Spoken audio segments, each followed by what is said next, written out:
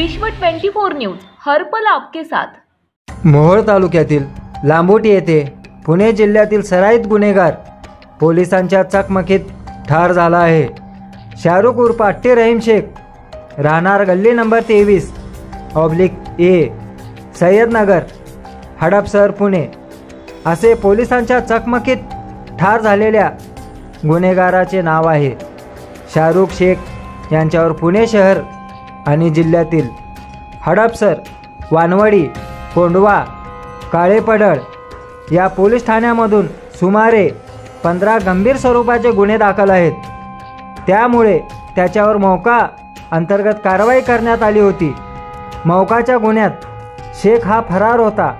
पुणे ग्रामीण ब्रांचच्या पथकाला शेख हा लांबोटी येथील त्यांच्या नातेवाईकांच्या घरी असल्याची माहिती मिळाली होती।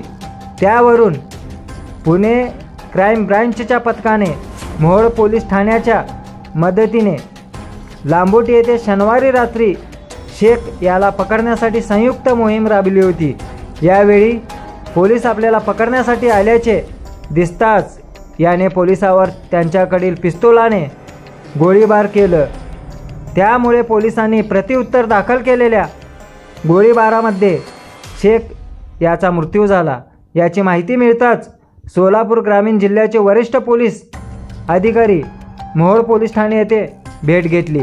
प्रतिनिधी दाऊद मुल्ला। राज्यातील महत्त्वाच्या आणि आपल्या भागातील ताज्या बातम्या पाहण्यासाठी आजच आमच्या विश्व 24 न्यूज चॅनलला यूट्यूबवर सबस्क्राईब करा आणि बेल आयकॉन प्रेस करा।